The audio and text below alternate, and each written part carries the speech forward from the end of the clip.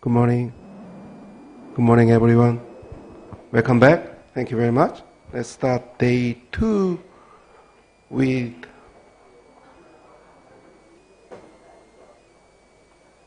Dr. Alex Tang first.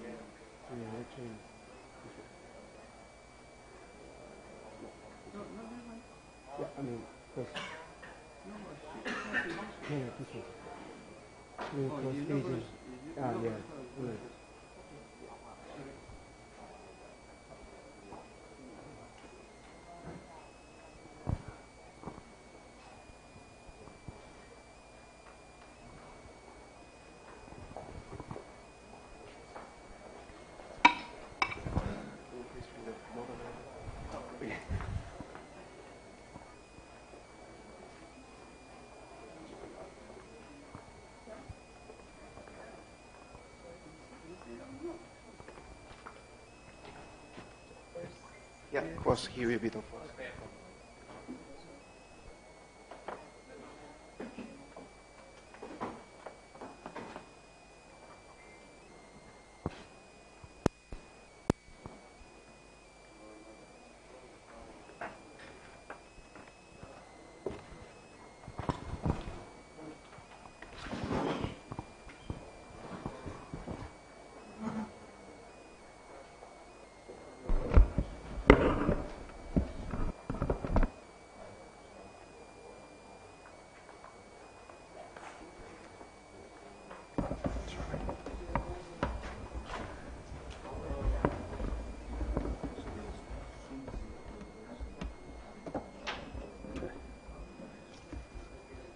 Let me get my mouse.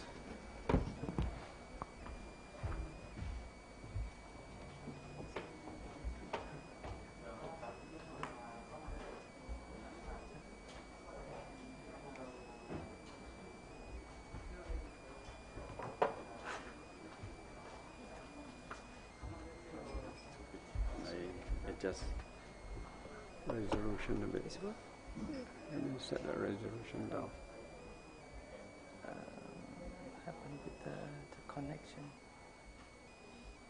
Let me set the resolution down.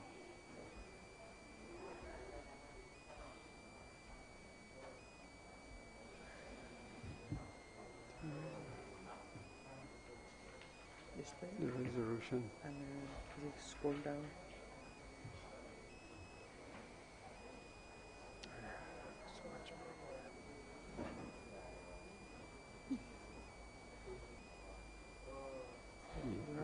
Resolution. Okay. Put down. Decrease a bit. I think I want to make it maximum.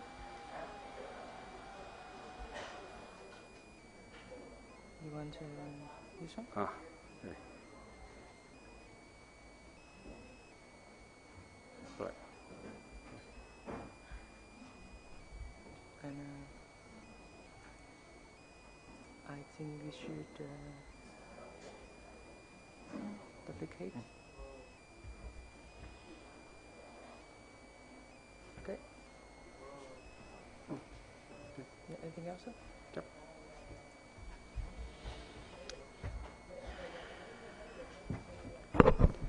Good morning and thank you, Sam. We are back today with the first session again. I'm being given this topic, clinical staging and stratification of HCC, BCLC versus Hong Kong liver cancer grading. And along the way, I would touch more on Bolognese and kinky subclassification of intermediate HCC, which I think play a major part and role in the management of the liver cancer for the interventional radiologists.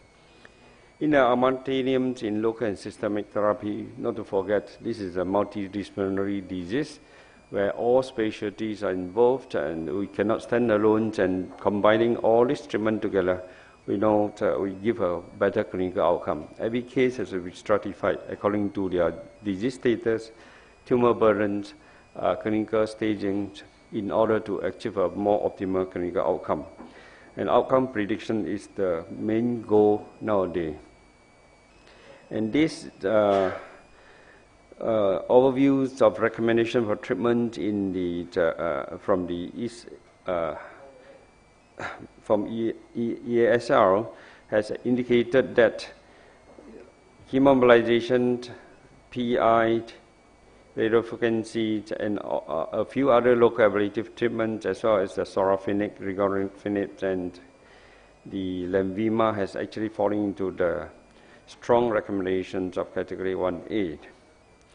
And we as a IR here, we have to think, work, and perform like clinician, how to utilize these combination therapies and to put everything together in the puzzle to come to a better clinical outcome. Like cases like that, what do we offer for this intermediate HCC of 8 cm here, 13, 14 cm here, and the bigger one? It would be excellent if we can down the light a little bit. It's too bright. Can we turn off the light a little bit?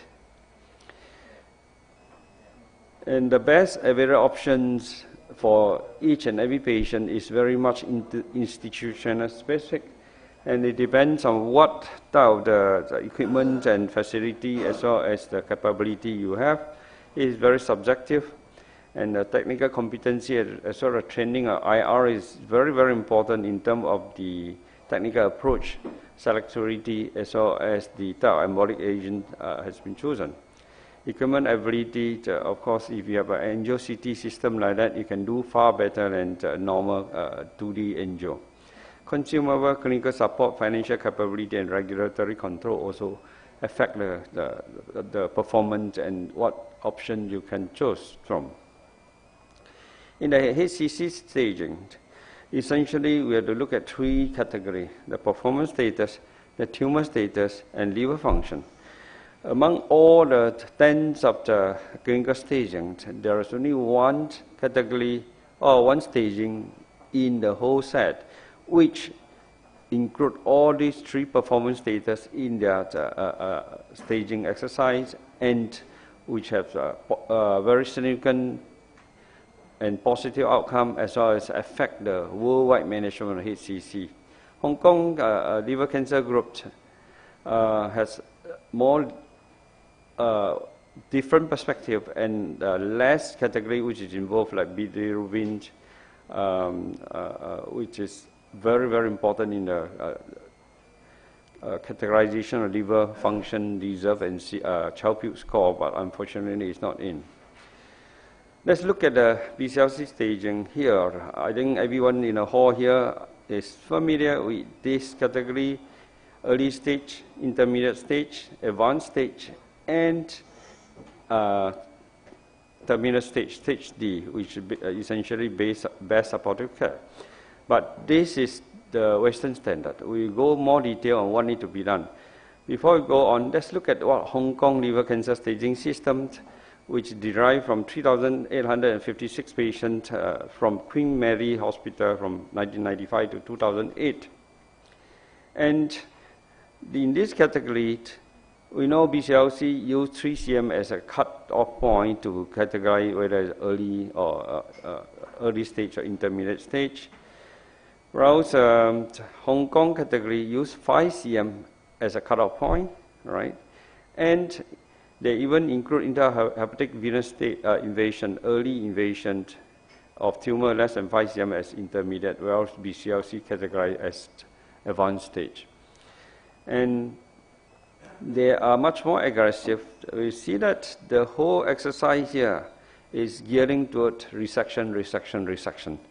Obviously, when you see a categorization of staging of system of this nature, it means it is a surgical-based staging system to gear for the open surgery.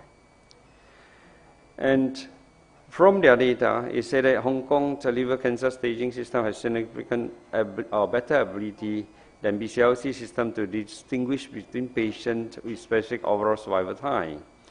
And Hong Kong liver cancer classification identifies subsets of BCLC intermediate and advanced stage patients for more aggressive treatment that were recommended by BCLC, which also have improved survival outcome. Essentially is towards surgical intervention, whether it's a primary treatment or after downsizing.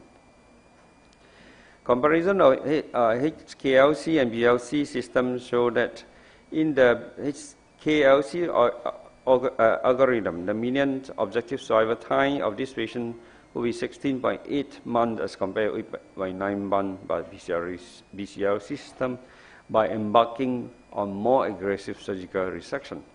And similarly, for BCLC B patient classified as category 2, the survival benefit of radical therapy as compared with the conventional means by the Western standard, a lot of them fall into this conservative basic TACE and sorafenib.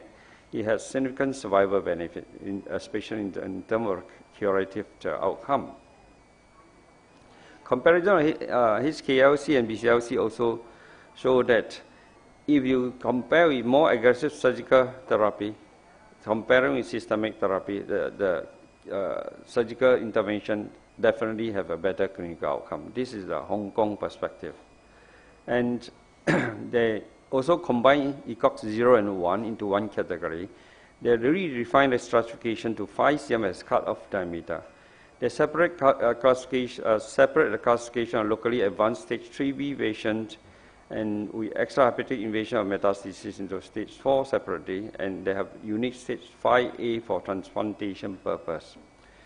And multifocal tumor intrahepatic vascular invasion is not considered a contraindication for surgical resection as compared with BCLC. Ablation recommendation up to 5 cm as compared with 3 cm. And intrahepatic vascular invasion not considered contraindication for transarterial therapy.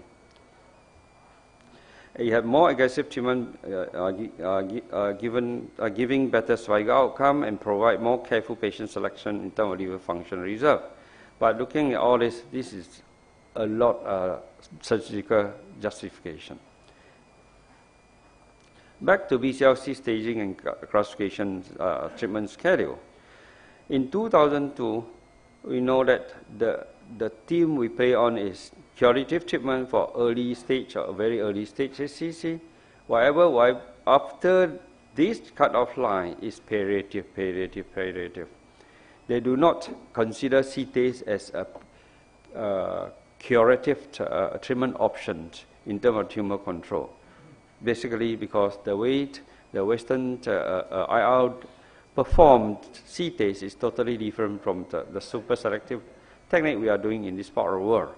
And they do not consider CTAs or other form of the transarterial intervention as an optimal or perhaps that has the ability to complete the ablating the tumor or achieve a cure in a certain selective situation.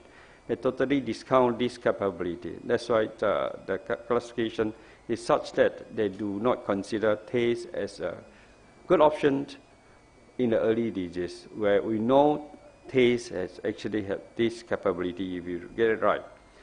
The principle in the BCLC classification has changed. In 2016, the emphasis is primary endpoint. The primary endpoint is survival benefit, not palliative or curative.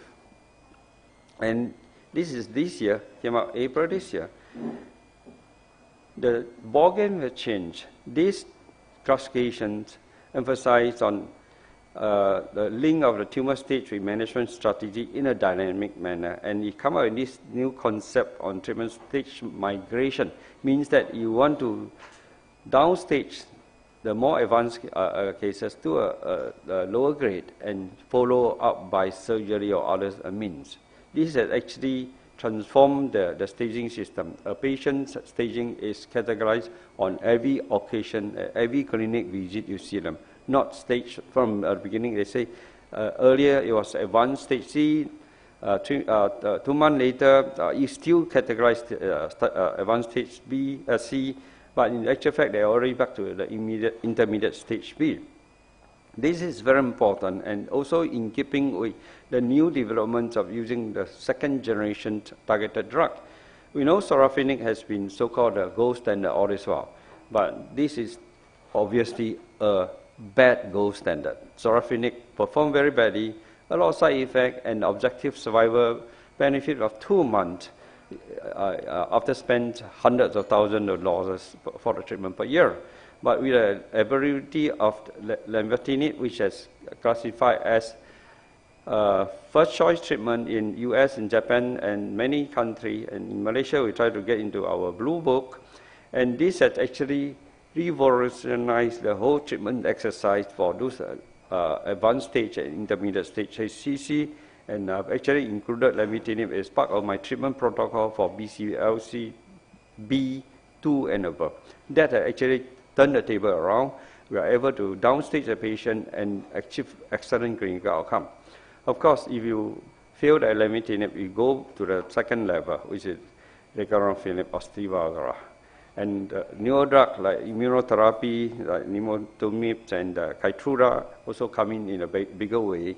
And honestly speaking, we IR, if we don't defend our turf and do better, the way we are, a lot of IR doing non-selective shoot and go 15-minute job, in due time, we're going to lose this turf because you have to understand we IR grow in our specialty in terms of better clinical, better interventional performance. Our counterpart also has grown tremendously, especially in the targeted drugs, in radiotherapy and surgical management. So they are growing as fast as us, and this is a good news for the patient in the future. In BCLC classification, as I mentioned earlier, is outcome prediction and treatment allocation now. It's no more those days like early case is for curative intent, the after intermediate is considered palliative intent. It's outcome prediction and treatment allocation. And if you have an angio CT system, you can actually apply this outcome prediction and treatment allocation very precisely on knowing what needs to be done and what would give you a better interventional outcome. And anatomical clinical staging, in terms of anatomical management, which tumor you can inject, which tumor you cannot inject, and where to inject, whether there's other the area at risk, whether you have completed your job in terms of 3D visualization using angio CT scan, angio CT, as compared with a 2D visualization using a conventional CT, conventional angio system. And of course, not to forget the biological and molecular staging in terms of biological behavior and the recurrence of this tumor. This is critical in terms of prognostic implication. Right? In ASL, they have recommended tissue biopsy for non-radiological diagnostic cases. More importantly, you want to stratify this and to know whether it's well-differentiated or poorly differentiated category rather than based on our the CT scan or MRI. And it's almost prudent for us to identify those histology with poor prognosis, especially poorly differentiated HCC and macrotubular massive subtype, which are prone to have macrovascular invasion. And these are cases which are going to tip the patient into the advanced stage or the late stage. And this will also more likely to spread, and you will categorize them to stage D and no any intervention to be carried out. This is by the Western standard. But in Asian countries, we are looking for to a more kind of like aggressive approach, even though the metastasis in the lung or portal node or parotid node, but we will look at the other aspect, the clinical stage, whether are they still ECOX 0, ECOX 1, or ECOX 2, or ECOX 3. If they're ECOX 0 or 1, you still intervene if the liver is the dominant disease. Even metastasis, if you address them appropriately, they have a better clinical performance. And CK19 is one of the parameter we look for if you're doing biopsy and send for IHC behavioral categorization, because CK19 has a higher recurrence in RFA. These are the parameters we should look at, and rather than just, oh, this is a HCC, that's it, HCC, that's it. No, it's beyond that already. Let's back to this BCLC staging classification system. The conventional means is early is ablation, then the intermediate TACE, this is doing nothing. No, I would have to emphasize that TACE can be done in the early stage as well as can be done in the advanced stage if you select your operation properly. And the geometry limits of less than 3 cm or 3.5 cm in ablation category actually is a bit more outdated, where we can do better in terms of local ablation by combining the ablation and TACE together. And not to forget the targeted drug and immunotherapy can downstage the tumor. This is what we call stage migration. Those with advanced stage or late stage B, you can downstage them to the earlier stage or higher, better grade, and do your objective treatment. That's why I would routinely add in lamitinib, which is very cheap by the cost of the medication comparing with sorafenib in downstaging a patient, or as a combination therapy to optimize the chemoembolization. This was presented in 2018 in Seoul, Korea, I think 2 months ago. And I would like to emphasize one thing, that immunotherapy and targeted drug therapy in HCC has come in a big way, in a very aggressive way, and in a very effective way. And in due time, the hepatologist will be the main person who treats liver cancer, not IR, not the surgeon, because the drug is working very well. And more so in combination with radiotherapy, the new generation of radiotherapy, especially using the proton beam therapy, they have very good result. And this particular speaker from Taipei has actually demonstrated excellent clinical outcome using radiotherapy in treating HCC of 10 cm and above, in combination with the immunotherapy and targeted drug. CK cell therapy is coming a long way. The stem cell has becoming a very routine, and the new technology allowed the harvesting of peripheral stem cell, the peripheral mature white blood cell, and convert it back to a stem cell. And from that stem cell line, they can do all kind of manipulation and stimulation to target which cancer to treat. And this has been successfully achieved. The process of reversing a mature white blood cell to a stem cell has already come through, and it has been published in the journal, and it came from National University Singapore. The person who has successfully invented this technique is my own niece, who is only 26 years old, is a PhD student. Okay. This is one thing for sure. We foresee next 5 years stem cell therapy will become a major treatment option in all kinds of cancer management. So back to this chart again. There we are. The hepatologists will come in with all the targeted drugs. Not the oncologists, by the way. Hepatologists will take charge. And the external beam radiation therapy, the radiotherapists will come in a bigger way. So all this will move up to category 1A or 1B. Looking at this again, early stage, okay. Of course, either surgery or local ablation, RFA or microwave, we have to look into all these factors in terms of local recurrent perioperative mortality, surgical risk, skill hand, patient choice, and Milan criteria in terms of clinical management. Tumor ablation in amenable cases should be a consideration where the skill of the IR or the surgical or any other physician who perform these cases should be optimized to ensure the local recurrent rate is less than 9% to be at par with surgical resection. 9%, that's a keyword, yeah. And CTAs in obscure anatomy where local ablation is not feasible is definitely a good option. The Japanese and Koreans are very good with this. I think as Asian IR, we should actually catch up with them in terms of doing this super selective TACE in the management of the small HCC. Ablative radiotherapy is coming a big way. Segmental transarterial radioembolization is becoming a norm in USA now. So the local ablations may fall short of this, but then this is a very expensive treatment option where it's not feasible in most parts of the world. And my favorite is always combination therapy. You put a few techniques together, and 1 + 1 is no more 2. 1 + 1 is 3 nowadays. Yeah. Now we come to the main emphasis or main theme today: stratification of intermediate HCC. All right. This is a very complex subgroup, and we know that a lot of us are lost or very lost, and you are facing a maze. How am I going to treat this patient? Category intermediate could be a tumor which is 4 cm to a tumor which is 30 cm. How are you going to categorize this? Well, I will try to go through this in the simplest way possible. By the way, this is BCLC's distribution of the HCC in the Asian Pacific region in 2009.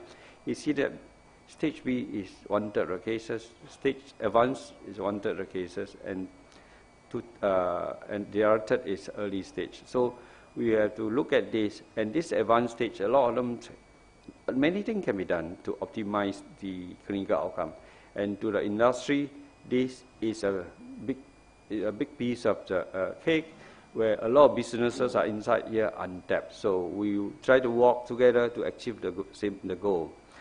Let's look at the BCLC intermediate stage HCC subclassification. The subclassification recommended or published by Bologna in 2012.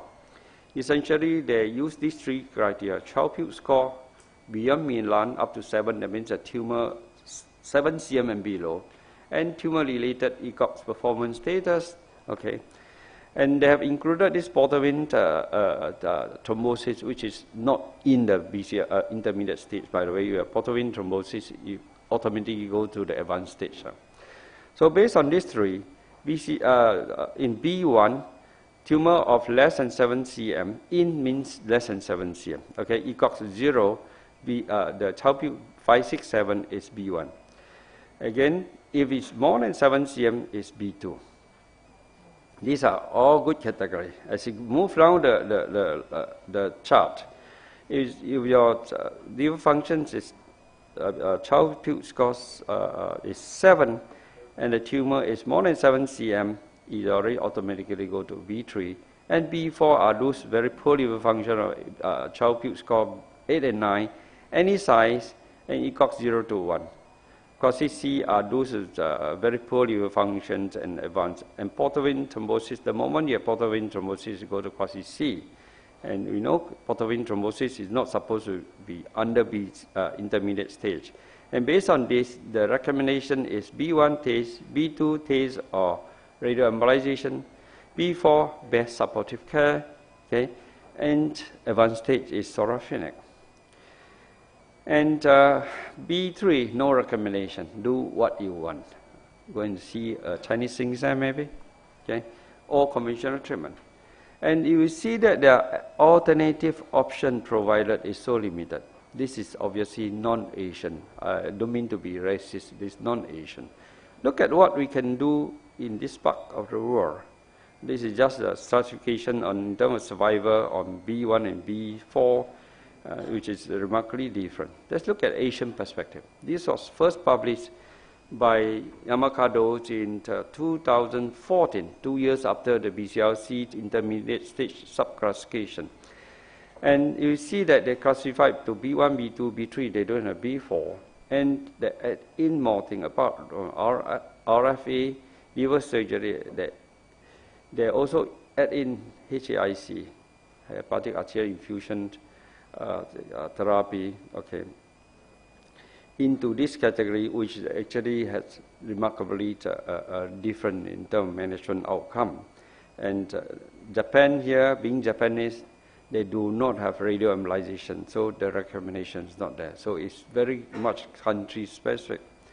And more in favor in terms of my personal perspective, and I would like to use this regularly, is to use kinky criteria in the Bologna subclassification. This kinky, kinky doesn't mean the dirty word. Kinky is the name of university in Japan. Okay, kinky criteria is a criteria set up by Kudo in his publication 2015, a year late after the earlier particle, that he divide this into 3 colors.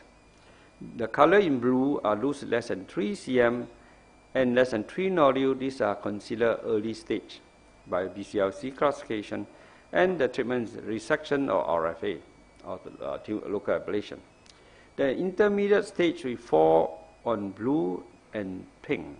Okay, those 4 to 6 nodule, or those more than 3 cm up to 6 cm, is in green, and those in green will have good response to super selective CTAs, up to 7 criteria. Whereas those in pink are those poor response group to super selective CTAs. Okay. In Japanese, everything is super selective. In Asia, outside Japanese and Korea, a lot of things are subselective. So you see the difference. So based on this, you can stratify. Right? Those more than 6 cm, of course, we know CTAs doesn't work. Okay. And if you try to marry these two together, again, the blue is category early or very early stage. Okay. B1, child 5, 6, 7, size less than 7 cm ECOX 1, and this is falling in the green group. Okay. So the recommendations is still resection, ablation, super selective CTAs. Ablation, of course, if the tumor less than 5 cm, you combine TACE and ablation, you can get a good result. Look at B2 is also in this category. B2 actually is for those tumor bigger than 7 cm. In B2, they will recommend more toward this depth TACE rather than CTAs. So based on this chart, you just stratify where your patient category fall into. You have a better clinical perspective of what needs to be done. Okay. And look at B3. Okay, Child-Pugh score 7 beyond Milan out means more than 7 cm. You are falling in this category, right? This category, and in this category, poor response to CTAs. And the recommendation, HAIC, super selective depth TACE, or best supportive care. I'm sorry, you may not be able to see here. It's a bit blur. Can we optimize this? The bottom there is blur. Okay.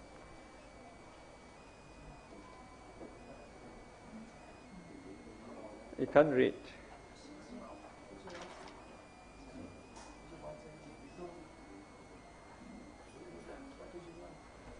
I cannot see.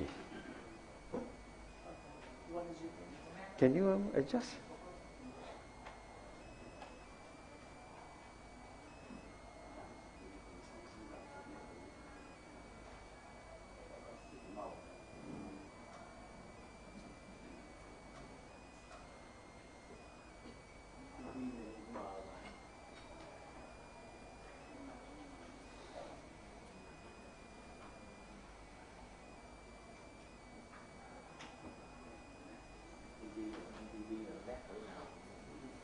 I think you can go to YouTube to watch later. This will be there quite clear. Okay. So this is category B3. Okay.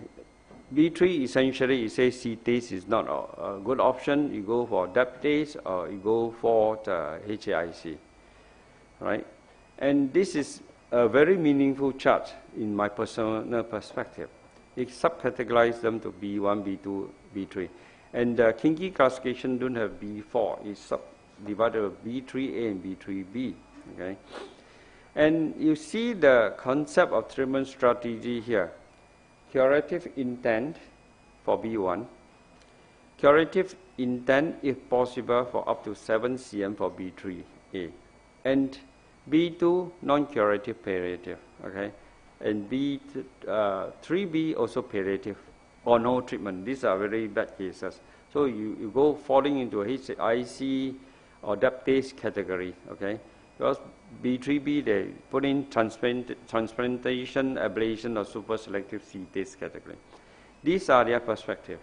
but is subject to your own personal interpretation, and based on the clinical cases, you will manage accordingly. I'll show you a few cases what we do. Right. Look at this category. We have forgotten that radioembolization is a good option in B3 case or B2. We also didn't mention about transarterial internal embolization or ablative chemoembolization, right? Those that came from master class will know what is this too. The internal embolization and ablative chemoembolization are the new technique we have developed using alcohol in the treatment of the HCC. Is very, very effective, honestly. If there's any opportunity, we can always come back and talk about this. I don't think this is the right forum for us to go into that. And combination therapy will give you a good result. Let's look at the case staging and stratification. Let's look at this lady. 76 years old, rupture HCC, micronodular cirrhosis, secondary to primary biliary cirrhosis. Liver function albumin 24, okay, bilirubin of 16, and INR 1.2, no hepatic encephalopathy, moral ascites, ECOX-1, renal function preserved, mass 8.8 cm. Which category do you think this patient is? 8 by 8 cm. Okay. You go by the Bolognese classification B4, okay? CLC and B3A by the Kingi classification, all right? You have to get familiar with this chart, and you get this. And the treatment modality B3A, remember, the treatment strategy is curative intent if possible, okay? What's the treatment option? C-tase, dep-tase, resection, radioembolization, or internal embolization, or ablative tase. What is your choice? Quite complex, isn't it? C-tase 8 by 8 cm doesn't work well. Dep-tase, we come to the next lectures, we go to the real world perspective on what dep-tase can do and cannot do. Resection, of course, is a good option, but the patient Chiao-Piu score 8 is not, it is actually failed the indication. This is another option you can do, selective radioembolization, but she has a rupture HCC, you have to do something new, something objective. So ultimately we fall into internal embolization with the drug-eluting bit, the combination. Okay. See, this is no, this is, hers is B3A, sorry, right? Not the B3B. And this is what we do. This is serial angiogram, so a hypervascular tumor, a single supply from segment 3, hepatic artery. And I just want to ask you guys, how many of you we think that you just inject from this point? Show of hand. You go further in, or you just inject from this point? We go further in, isn't it? Okay. In the treatment strategy using alcohol, you have to go intratumoral injection to the deepest portion as near to the opposite margin as possible to inject from there, pull back. Otherwise, this area will recur if you inject from the proximally.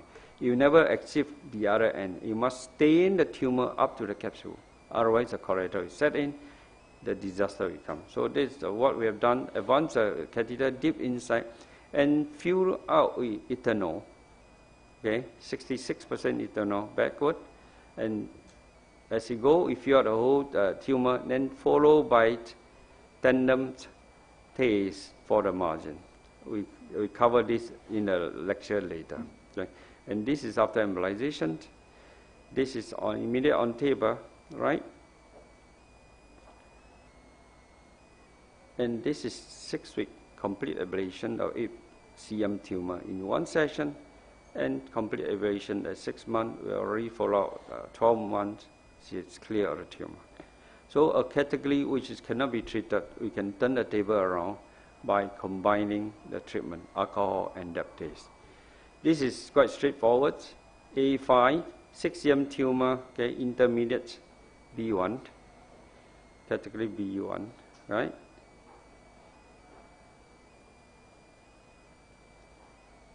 And what's your option? C-test, depth test, ability chemoembolization or alcohol resection, or C-test with RFA.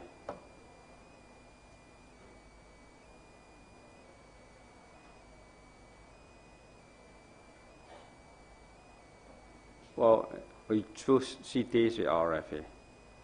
With C-test on the same sitting, RF with star-met cluster octopus. This is the outcome after 6 months, complete ablation.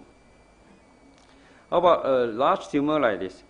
The classification could be a bit confusing sometimes. Child score A5, huge exophytic tumor here, all right? Large exophytic tumor, no vascular invasion, no metastasis. So BCLC subclassification B1. This is B1 by the BCLC. Wait, where do you go? And what's your treatment option? Of course, in this case, we did a portal vein embolization and grow the left lobe, which is small, then have a successful resection 1 month down the line. When you do portal vein embolization, you also need to tase the primary tumor to prevent it from rupturing and tumor progression. About this patient, okay. Very, very advanced. The whole liver is full of tumor, and there's also portal vein invasion down to VP4 and ascites. This is a very poor, very, very advanced cancer. Hep B cirrhosis, okay. Segment 4 resection, 10 cm in April 2017, and this time come back within 1 year with this poor performance status. Moral ascites control with diuretic. Creatinine is also not so optimal, EGFR 32, no hepatic encephalopathy, INR 1.2. Albumin 19. Where is your subclassification? So you add everything together. This is Child-Pugh score. You got B9. B9 falling in, and you have the portal vein tumor is extending down to the main portal vein, BP4. So by this is advanced stage. Treatment sorafenib. Anyway, in this patient, we decided to, he had sorafenib, he failed the sorafenib. So we put him on Lenvima, 10 milligram daily, kidney shutdown. You have to understand that this drug causes diffuse vasoconstriction, kidney shutdown. So we have to stop the Lenvima and restart back on every other day, renal function stabilize and optimize. And we did hepatic arterial infusion chemotherapy with epirubicin and oxaliplatin. These two will not affect the kidney function, and the disease stabilizes already 6 months. His tumor actually is shrinking away, right? The portal vein thrombus is actually shrinking away. His disease status in the liver is much better, but he's fighting for his liver function, where albumin is dropping to about 17 as he goes. So, sorry, I actually jumped too fast. We did no, sorry, I think this is mixed up with the other. So in other words, in the BCLC classification, we really need to look at other things, the sub-classification, the clinical status, the clinical performance, and liver reserve in order to make a decision. And category B is a big group where you need to analyze and stratify them accordingly. And if you get a stratification right, you will be able to choose a more optimal option. I think if there's an opportunity. Then thank you very much for the very educational lecture. And are there any comment from the audience or the question? I think it's something very good for you guys to look into it, and you can get this article easily from the internet and read through, digest it, and put into your clinical practice. It will help you and your patient tremendously. Yeah. Okay, I'm sorry not to inform you that the presidential order changed. The first presenter is Dr. Alex, and the second is Dr. Chun from the Korea, and he's talking about the C-TACE versus DEV-TACE.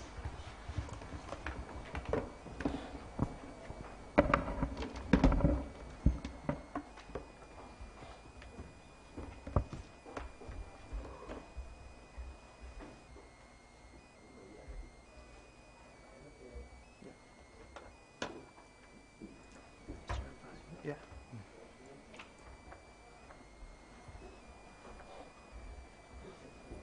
You can use Okay. press and hold like this. Okay. Sorry.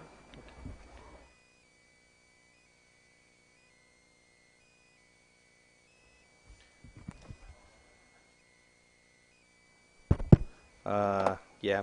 I want to talk about the conventional TACE versus DEV-TACE. So actually, it's yeah. Okay.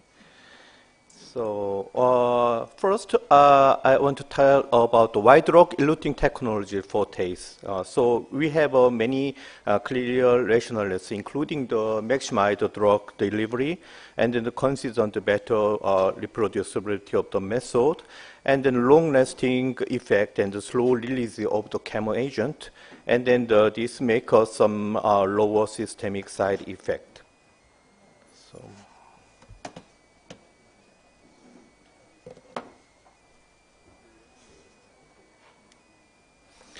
Okay, so you can see this chart many times. So drug-eluting beads can provide high concentration of the chemotherapeutic agent within the tumors, like this chart.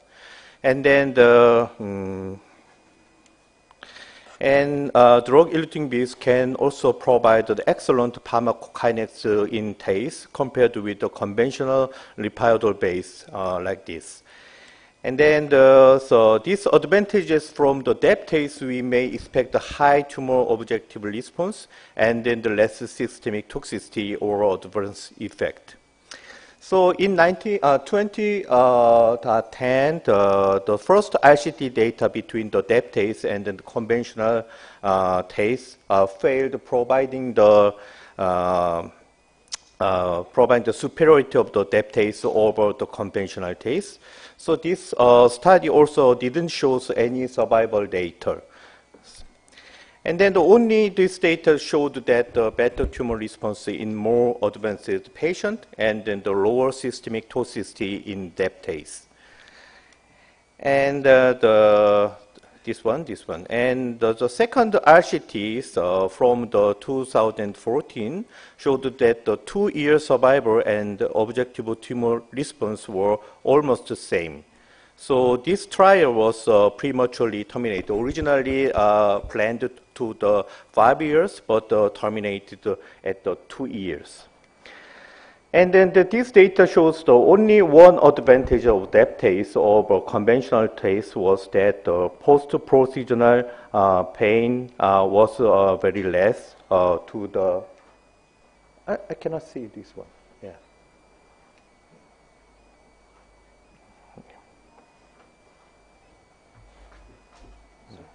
You can press and hold here. And you can see both sides. No. So how can I use this one? As you can use. Yeah. Yeah. You can see the mouse. Okay. And you can press and hold you like this. Mm-hmm. Press and hold. Okay, I see. Yeah. And then the one pathology comparison between the DEV-TACE and the conventional TACE before liver transplantation showed that the complete necrosis rate was complete necrosis rate is very similar, and then no significant differences in the necrosis rate, and then the tumor recurrence, and then drop out rate tolerability like this chart. And then according to the recent meta-analysis about the DEV-TACE and the conventional TACE, the overall survival was almost the same, like this. Yeah. And then the object tumor response is slightly high in the DEV-TACE. However, there is some argues whether object tumor response in that case was really better than conventional case. So there are many letters was presented by reported by this. Yeah. Okay. Yeah. So in series, the depth and then tumor response and the survival and the safety should be better in depth because of the excellent pharmacokinetics in the high dose tumors, the high dose of the chemotherapeutic agent within tumors. However, by the evidences, including the RCT and the meta-analysis and the pathology comparisons, the real data showed that the depth showed only slightly better or almost the same tumor response and the same survival, and then the slightly better safety. So, so this year, the EASL guidelines recommended that the depth TACE has shown the similar benefit to the conventional TACE. So even some voices came out that the positive loss of Lipiodol in conventional TACE. So why would not the excellent pharmacokinetics of DEB provide the better tumor response or survival benefit? So conventional TACE using the transient conventional transient embolization materials, including the Lipiodol and gel form, but the depth TACE using the permanent PBA particles. So these permanent particles can cause the arterial damage, and then this transient embolization material may cause mild damage of the hepatic artery. And then in conventional TACE, the Lipiodol can pass through into the portal vein and then the peribiliary plexus, so by wedging the catheter technique. But these particles are usually from 75 to 300 micrometers, only within or just before the tumor. So we should avoid wedging the catheter techniques. So usually the capsules, invasions like this are supplied from the arterial communications, and then the well-differentiated portion from the portal vein. So in that case, the drug-eluting beads cannot penetrate in this area and this area. So late recurrence may happen like these areas. So, however, in conventional TACE, the Lipiodol can penetrate into the adjacent portal vein and in the arterial communication like this. So we can use the complete necrosis without the late recurrences. So this is the example. So you can see the tumors here. And then these tumors are firstly supplied from the S6 feeding artery like this. And then we use the depth TACE 100 to 300 micrometer. Actually, so in these times, I use the DC bead. And then this is a completion angiography. You can see the complete disappearance of the tumor blush. So this is a first month follow-up. So you can see the complete necrosis here. But after 3 months, we can see the slightly hypervascular areas in this anterior area. And then this probably residual viable tumors may grow on 6 months. What happens? Yes, this is the follow-up angiography. So these tumors was supplied from the another hepatic artery, from the S5 artery, and then we can find the small arterial communication here, and then like this, you can see the the blood supply from the here like that, and then on CT, so you can see the blood flow like this, like this. Yeah. So these arterial communications may develop late recurrences in deptase because we cannot embolize completely the arterial communications because of this is very small and very fine. Compared to the deptase, you can see the deptase, we can use the lipiodol. And then after the complete embolization, you can see the portal vein. So the lipiodol can pass through the tumors and then even came to the portal vein. So the lipiodol embolizations, the compact lipiodol accumulation like this, and 3 months, 6 months, we have no late recurrences. So, So a review of the predictive factors for complete response after deptase showed that if the tumor size is more than 5 centimeters, and then if the tumor is the median location, so we have a lower complete response rate because of the intrahepatic collaterals and then the arterial communications. Another key review about the predictive factors for histologic necrosis after deptase, small, less than 2 centimeter and non-encapsulated tumors showed a significantly lower necrosis rate, like this chart. And then this is the case. So you can see the 2 small tumors here and here, here and here. And then this is angiography. You cannot find very well in these tumors here, because this is too small. And then there's 2 small hepatomas we can easily see in the con-beam CT. And then these tumors is peripheral locations and then the fine feeding arteries. So at the time, we use it deptase 75 to 150. Actually, it's at the DCB to M1. And then this is the immediate result. So this tumor is completely embolized with the DCB, but this tumor is vaguely embolized like this. And then this is a 1 month follow-up. You can see the complete necrosis here, but this tumor is still has a viable tumors like this. And then we run the follow-up angiography. So every feeding artery is already disappeared because of the hepatic arterial damage. And then we can see the fine hypervascular still here in the right hepatic dome. So this is a represented case of the lipiodol-based conventional angiography. So you can see here, and then these tumors supply from this small feeding artery. And then we can use the wedging catheter technique here, and then we put the lipiodol and then chemotherapy agent like this.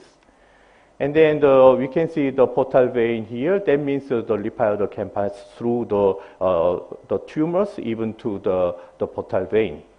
And then this tumors was completely embolized like this, and there is no late recurrences. So in subgroup analysis from my hospital data shows that more than 5 centimeters significantly lower in complete response rate because this is the 2 big tumors. This is a better worse than the less than 5 centimeter tumors. And then because the smaller than 2 centimeters, yes, you can see the high rate of the SD stable disease. That means the less than 2 centimeter tumor was significantly lower in the objective response rate than the 2 centimeter tumors. So, yeah. So this is central location tumors like this and like this. This single tumor is about 4 centimeters measures, and then the very encapsulated, and then hypervascular. But the problem is that this is tumors central locations, and then the many multiple feeding arteries. So in these times, we use the adaptase like this, but we cannot use the super selective embolizations. So these tumors has a very big, large viable tumors, and then the response was partial, and then these tumors was supplied from this artery, but many hepatic arteries were already damaged, so we cannot use it anymore adaptase. So we just use it the conventional tase here. And then this is similar tumors like this, same area. And then these tumors also supplied from the many feeding arteries. And then at that time, so we use it just conventional tase like this. So in this time, so we use the conventional tase with the Lipiodol, so we can preserve the hepatic artery without damages, so we can repeat it tase. And then this data has hepatic artery damages after adaptase and the conventional tase. And then the significant hepatic artery damage was higher after the adaptase. And then also liver damage after adaptase, liver and biliary damage, intrahepatic myeloma was higher in adaptase. And then because of a permanent hepatic artery damage, and then the prolonged toxicity of doxorubicin. So it may cause negative effect, definitely negative effect on survival after adaptase.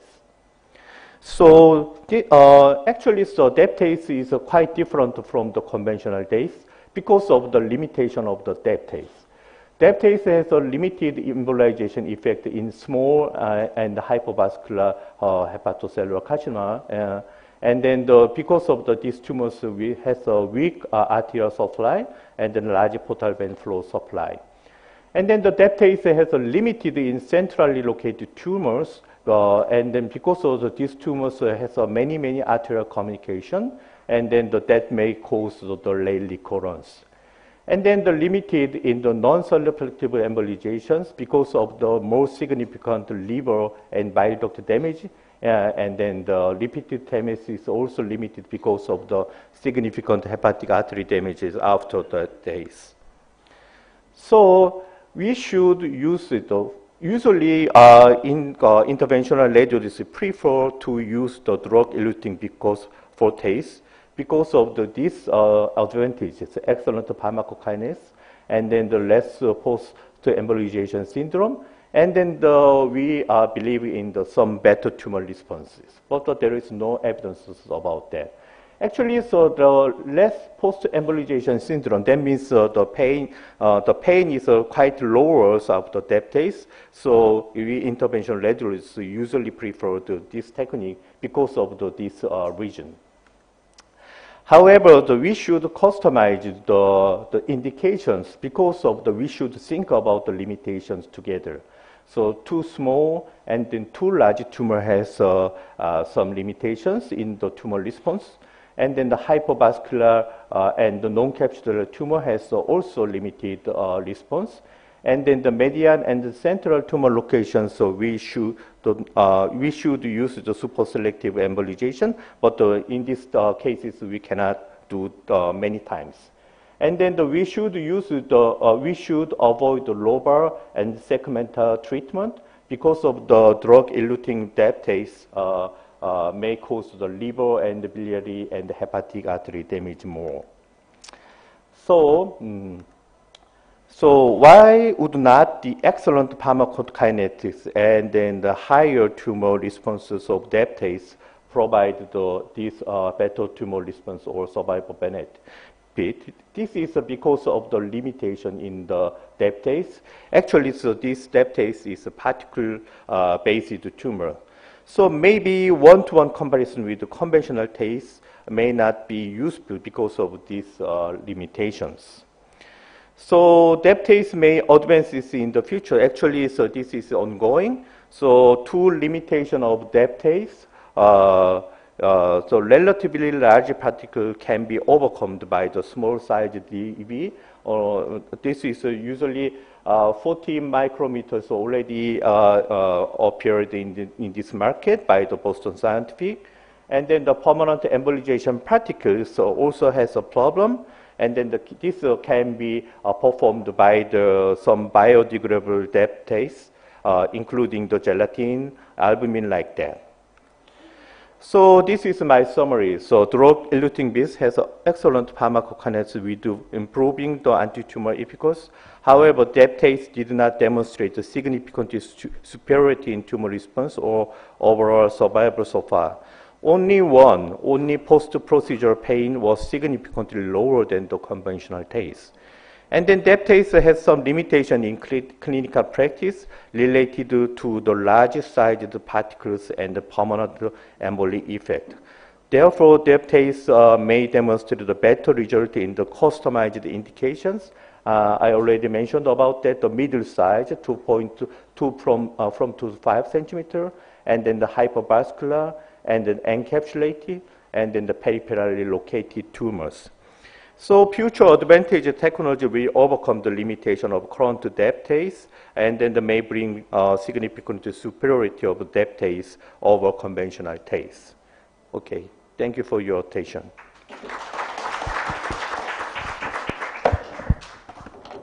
Thank you very much for the very educational lecture. And are there any comment from the audience? Oh, okay, Dr. Thank you very much for your very informative lecture, Dr. Chen. And I'm Dr. Lee from National Cancer Center in South Korea. Well, depth test is very famous for excellent pharmacokinetics, but in the embolization era, in CTAS, there's a two key role player, doxorubicin and riparidol. And I think that the velocity of drug release might be important too. Well, drug-eluting bead is very well known that it slowly releases the doxorubicin. But what is the optimal velocity of drug release? We don't know much about that. So, moreover, as you mentioned that this bead is a kind of permanent embolic. So I'm curious about that. When we just use this bead without doxorubicin, does it will be really inferior to the doxorubicin-loaded this bead? So I think even CTAS is CTAS is attacked by that. The pharmacokinetics is very poor. The systemic leakage of doxorubicin is relatively high, but in local tumor environment, relative faster doxorubicin release might be a role to kill the tumor cells. Okay, first, this actually this bead was developed by the advantage of the lower systemic toxicity first, because they are concentrating on the doxorubicin toxicity to the systemic. So, but they noticed that slow release make high tumor intratumoral high density of the tumor agent. So they proposed that this high tumor dose may cause the better tumor response. Actually, so this is some animal data. So they do not prove these high tumor responses in the clinical area. So actually, so the systemic toxicity of doxorubicin, I think that this is not so problematic in the clinical practices in conventional tests, because we just use it 50 milligram for the one session. Right. So, so this tumor drug-eluting beads is now moved from the lower systemic toxicity, high tumor responses, to the lower post-procedural pain. So this is a benefit. And then the second question, there is some data about the blend embolization with this bead, and then the drug-eluting test with the DC bead. So this is only one report about that from the provided to Dr. Malagri, and then she proved that blended embolization is a lower response than the deptase. So I think the deptase is better than the blended embolization with the DCB, but I don't know how is work also effective in between the conventional TACE and the deptase. Okay. Thank you.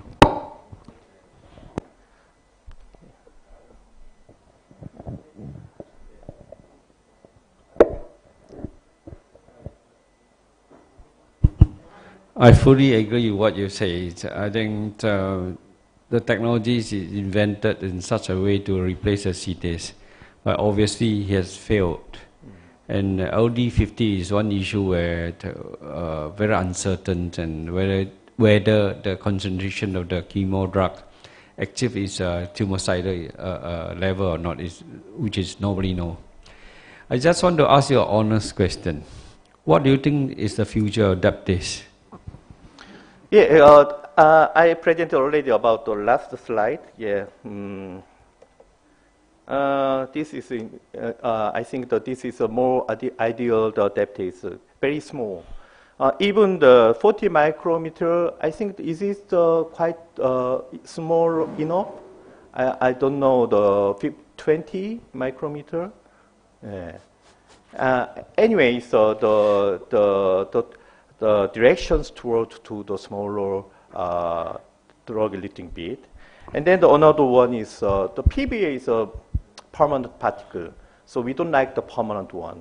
So some gelatin-based particle or albumin-based particle, maybe some companies developing about that, so, biodegradable one. I'm excited to hear your word, gelatin-based particles, which is absorbable.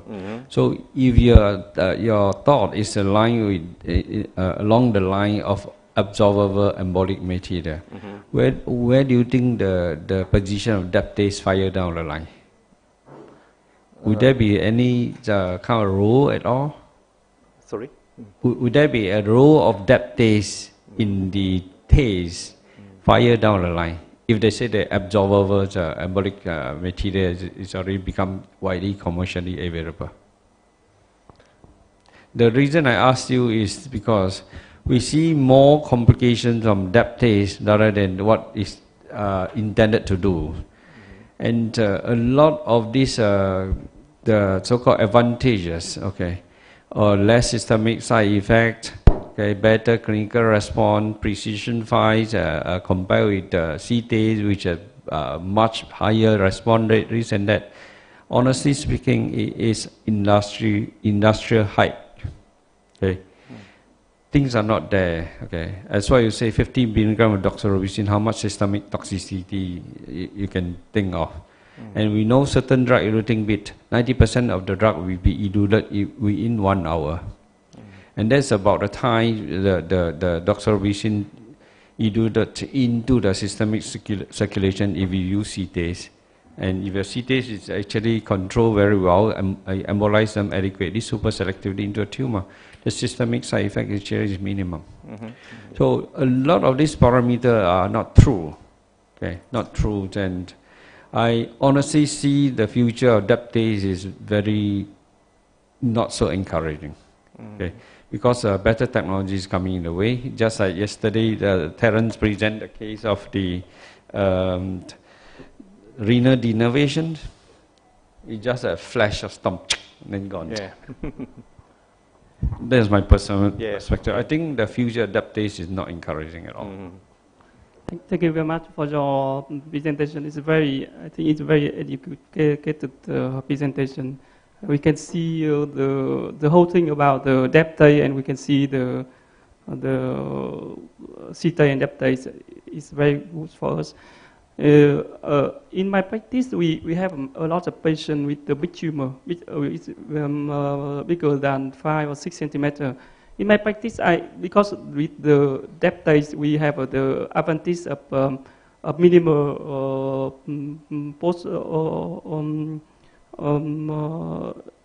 intervention procedure, and we it means we can, for example, we have the big zone leukocytes after deptase. That's why in my practice I always prefer for example, big tumor hypervascular. I always the first section or second section I use with the deptase, try to occlude the maximum possible. And after that, we normally have the extrahepatic collateral, and that's why we combination with the CTA. How do you think about the? Your question. Because with the big tumor, when we can review the CTA, we normally we have to wait one month or more than 1 month to have the second. I think that there are many ways to combine the deptase with the conventional tase, because we believe in the lipiodose, that is a liquid embolization material, so we can control the intra-arterial communications or intrahepatic collaterals after the tase. So I usually use the lipiodose just after or 1 or 2 weeks after deptase, because of I worry about some late recurrences, margins of the already deptase embolized tumors. So I have good ideas. So even in the large tumors, conventional tase can be combined with the deptase. Yeah. And for the small tumor in your practice, you prefer the CTA or deptase? Small tumor, for example, the smaller than 3 centimeters. 3 centimeters. Yeah, smaller than or around 3 centimeters. Which method do you CTA or deptase? Actually, in practice, I usually run the angiography first, and then we can define the single and the large, and then the easily catheterized, and then the hypervascular area feeding the arteries, branches, we can find it, and then we use the deptase. But even small 3 centimeter tumors can be supplied from the 2 fine arteries like this. At the time, I think the fine tumor feeding arteries deptase is not suitable. So I should change my mind from the deptase to conventional tase. Okay.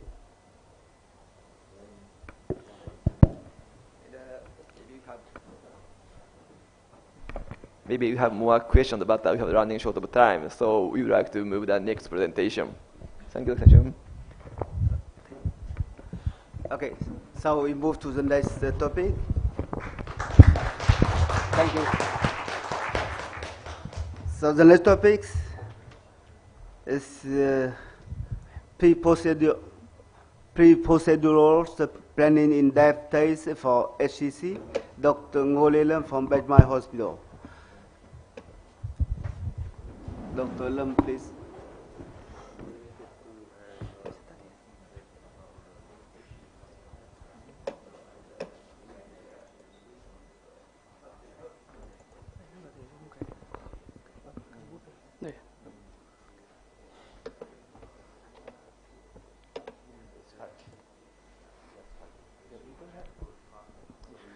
Thank you very much. Thank you very much for invitation. This my topic. I will return to the practice procedure. So in my presentation, we return a little bit about the CTA or deptase, and around about the deptase, we think about we discuss about the which nowadays we have the many kind of deptase. So which deptase we should use and which side of the bit we can use for the pre-procedure planation, and we can discuss about the imaging prepare for imaging pre-treatment and patient preparation, and return to the topic of the choice of CTA and deptase. So I think nowadays over the world we have a CTA and deptase is still controversial, And in my practice, for small HCC, I find that CT is the best choice because it's flexible. We can very quickly when we do the CT, when we do angiography, when we find the lesion, and we can mix the lipidone and with chemotherapy and treat for the patient very quickly. And the second thing is lipidone is a good radio pack, so that is easier to control compared with the depth because depth is normally we have difficulty to see the bit, and we can use for the small microcatheter, for example, 1.5 or 1.7. That's why we can do the super selectively, and so that when we use the CT is cheaper than depth. And nowadays with many options to treat the patient, for example, we can combination with the local ablation after CT, that the lesion can have the potential curative treatment. That's why I prefer for the small lesion. For example, this patient we can treat with the small lesion like that. We can treat with the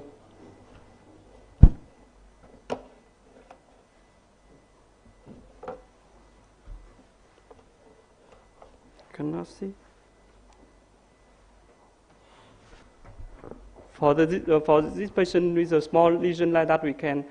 In my practice, I prefer the CT to try to super selectively and try to push the lipidone, the portal vein peritumoral. And return to the depth. So as we know that depth is introduced around 10 years ago with aim to improve the overall survival outcome and to minimize the side effect of the procedure. That's based on the microsphere loading the chemotherapy and then slowly release cytotoxic drug inside the targeted lesion.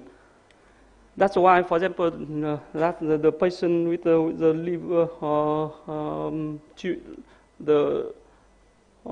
lesion like that with the hypervascular, we try to put the bit inside the tumor like that. So with the depth we have the high concentration with chemotherapy, chemo drug in the target lesion.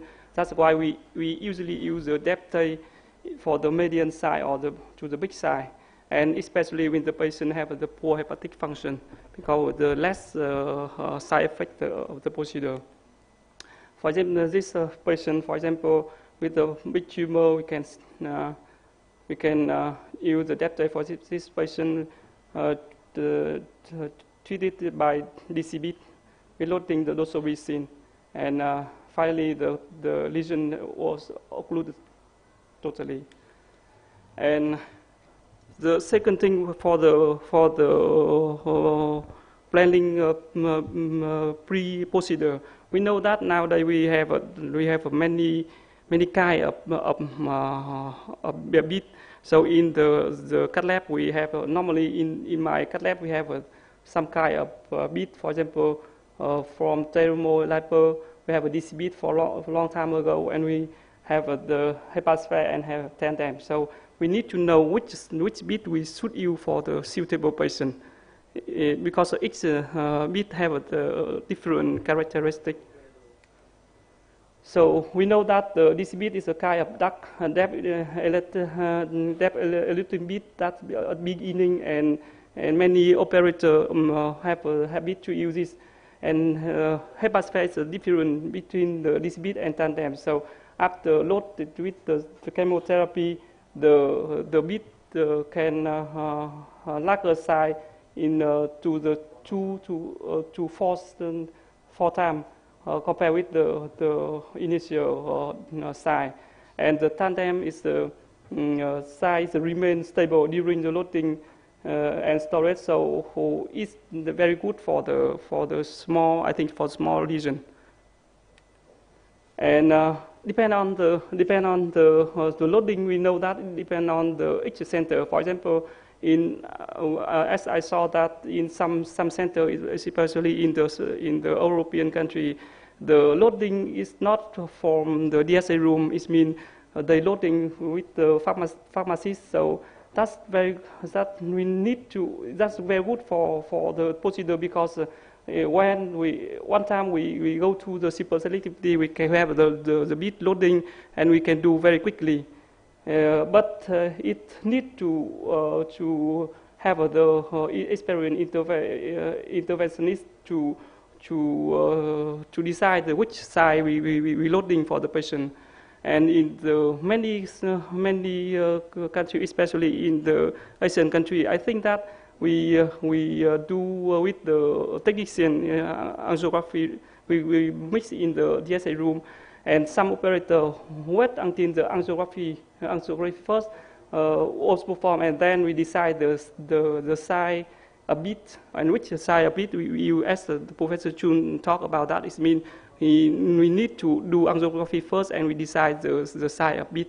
And loading it may make the best choice for the patient, but we need to wait the time loading. Normally we have to wait around 45 to 60 minutes or more than that. So that's make us wait a long time.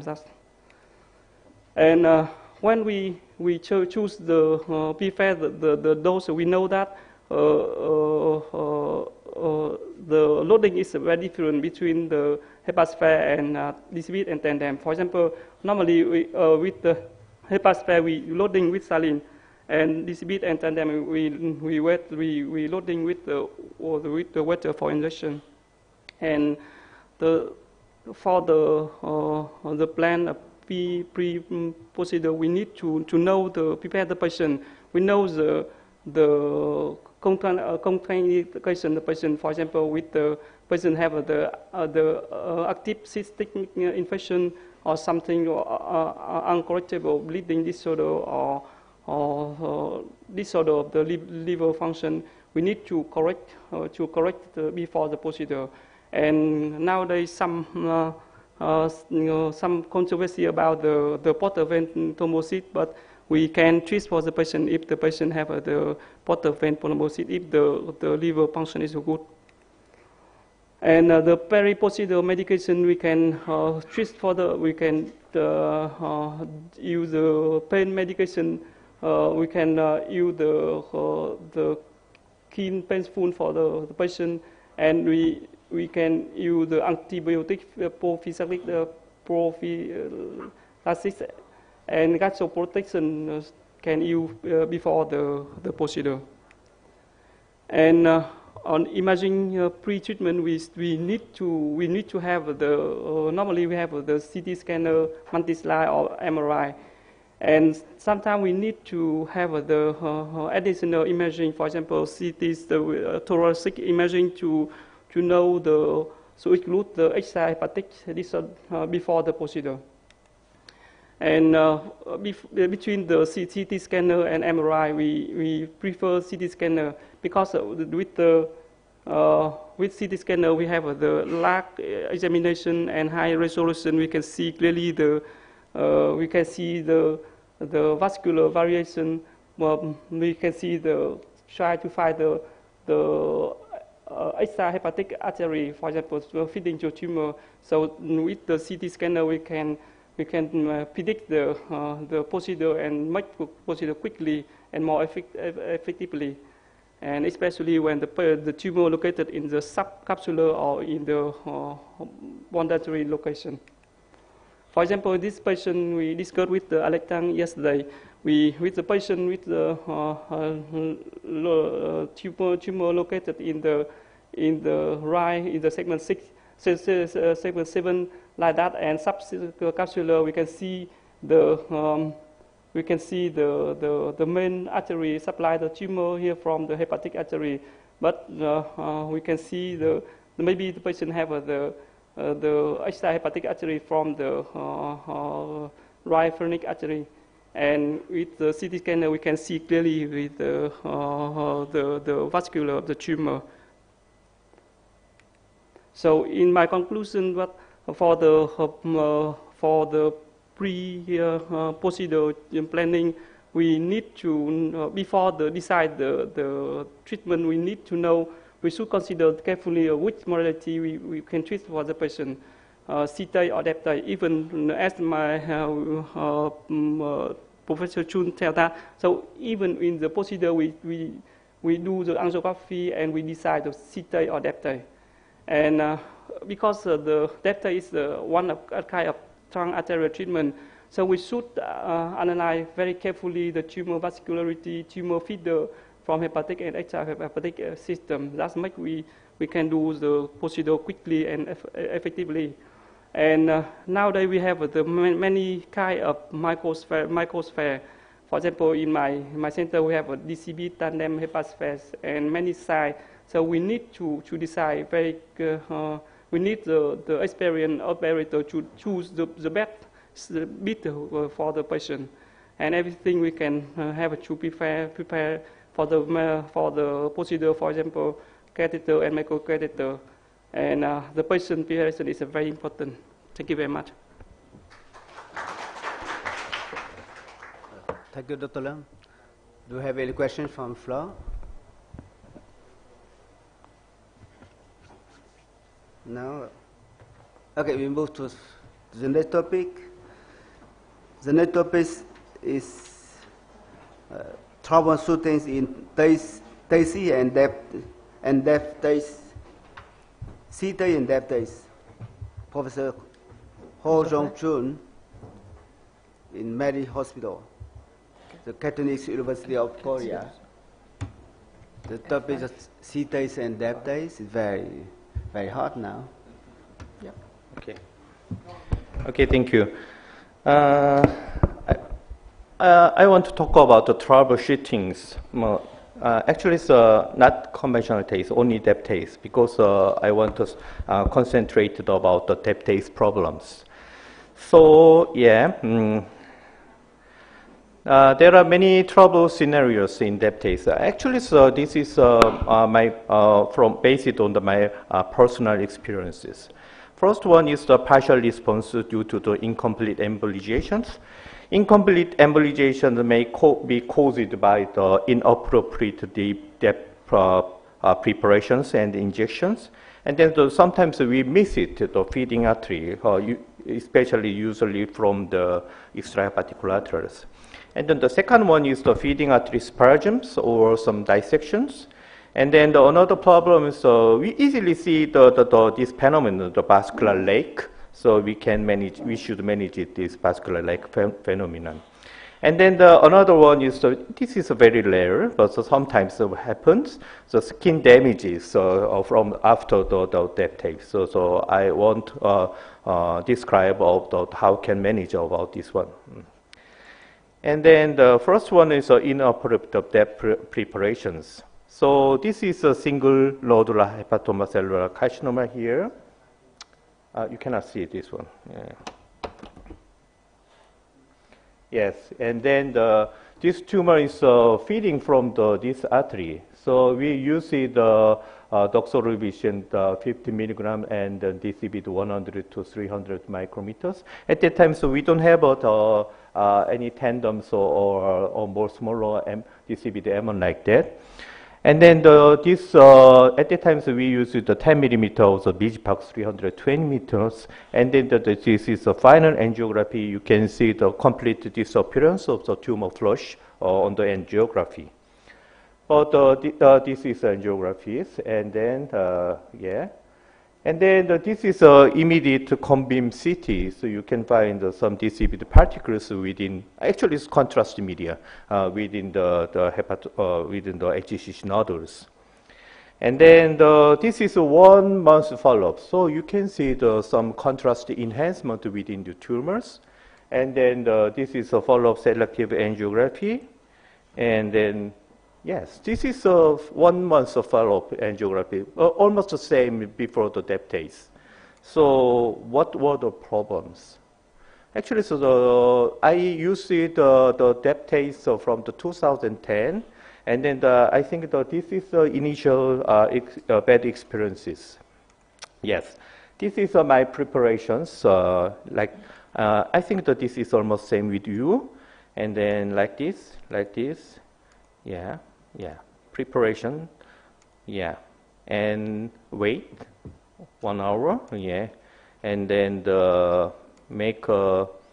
use it 3 cork, and then remnant, also.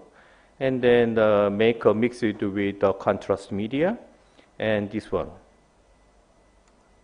Yeah, this one. And then I usually use it the 1 milliliter syringes. And then this is final one. So, what are the problems? Any comment about that? Yeah. This is one viable mixed with 10 millimeter, only 10 millimeter contrast media, and then the BGPAC 320. This is too dense. So dense solutions make some early premature cloggings within the feeding artery.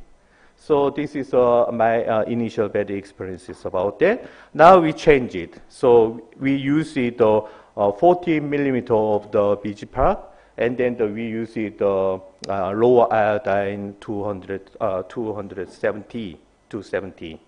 So this is our recipe for the DEB preparation these times, and then we don't have any more like these experiences. Another one is some injection procedures. So very, very slow injection is most important about that. So now we use it like this, and then like this. And then I recommended some technical tips. We should use the dilution as much as possible in the depth preparations. I use it 40 milliliters. Alex, thanks. How about the amount of the contrast media for 1 vial?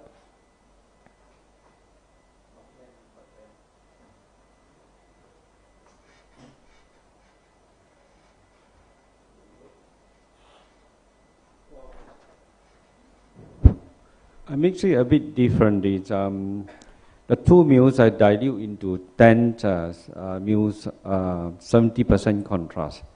And I use 2 syringe, one with the tandem diluted in a contrast in 10 cc. Another syringe with 50% contrast. So based on the flow, blood flow, whether high flow or slow flow. In high flow, I use the more concentrated mixture and infuse in. As time goes by, it becomes more sluggish. Then we dilute further with the second syringe of contrast. You can decide 50% dilution, 30% dilution, or 70% dilution. So make it very diluted as you go by. So that actually can cover better rather than you mix with 40 cc. Then 2 things. VCPEC in my hospital is very expensive. So that is, you said 2 vials is 80 cc. 80 cc is cost a bomb in my hospital. And if you don't finish using it, then it's a waste. So then 2 cc of the tandem with 70% contrast in 1 syringe. Another syringe is contrast 50%. So from there, you can tally how much you want to inject. And that really save a lot on a contrast. Okay. Yeah. Actually, so I use it 100% of the contrast medias because of we don't avoid the use of the cell line. So it's, see, 100% is too concentrated. You wouldn't use a float. Yeah. Yeah. So the original bottle I use 70% contrast, and 70% contrast is actually give you quite a satisfactory suspension. Okay. It does float a little bit, but the moment agitated, it suspended quite well. Okay. Need contrast definitely is float on the top. Yeah.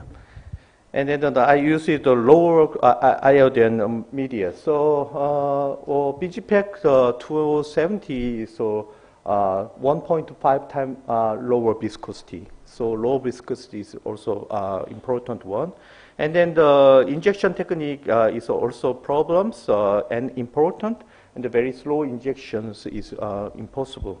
Is important. So I use it 1 milliliter for 1 minute or 2 minutes like that.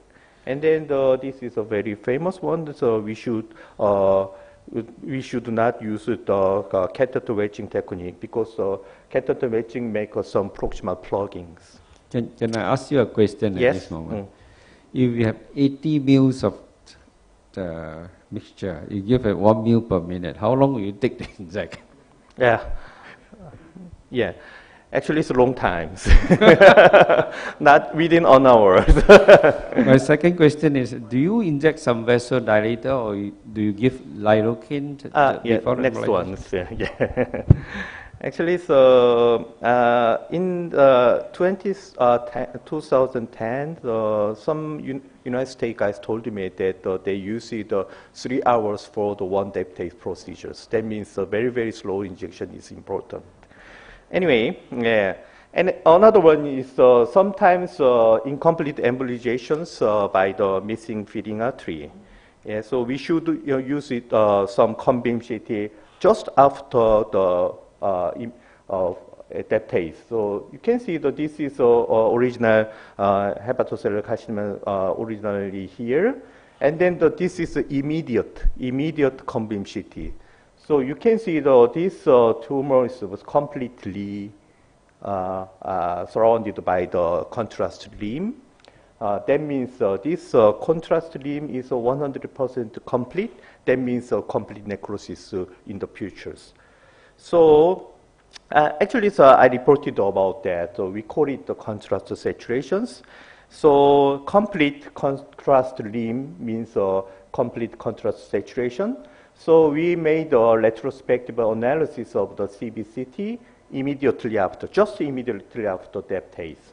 So comparison of the contrast saturation degree with a short-term response on 1 month. So we use it 119 tumors, and then the positive predictive value for CR on the 100 complete contrast saturation is over 98%. So for example, so this is some defect here. So in this time, so you should find another extrahepatic collateral or another feeding arteries. So these tumors is posteriorly some defect, and then this is 1 month follow-up, so you can see the viable tumors here. And then these tumors portion is supplied from the right inferior phrenic artery. At that time, so we miss it, the right inferior phrenic artery here, and then they embolize the second times, and then we can see the complete necrosis on 3 months. So just after the deptase, the follow-up COM-beam CT is sometimes useful to detect the missing extrahepatic collaterals or other feeding arteries. And then another one is a feeding artery spasm or dissection. Spasm makes some dissection. So this is tumors. We cannot see the tumor very well, but this tumor is here. And then we want to use it. This is a feeding artery. And then after just selected, catheterized this feeding artery, and then sometimes spasm develops. So at that time, so we use it nitroglycerin 100 micrograms. So and weight. But in this time, so we don't have any more dilatations of the feeding arteries. So how can we do any treatment more? So for Dr. Inoue, yeah. We use the nitroglycerin also, but the spasm has still remained at that time. So what is the next? Wait, wait, yeah. Yeah. We wait more, but yeah. Sometimes, yeah. Feeding artery spasm is sometimes fatal troubles, causing technical failure. So usually caused by the guide wire handling. But sometimes, if I careful guide wire handling happens. Because of this is innate problems of the hepatic arteries. And very sensitive woman has a more sensitive hepatic artery. I don't know, but innate, inborn problems. And then sometimes leading to the dissections and complete occlusions. That means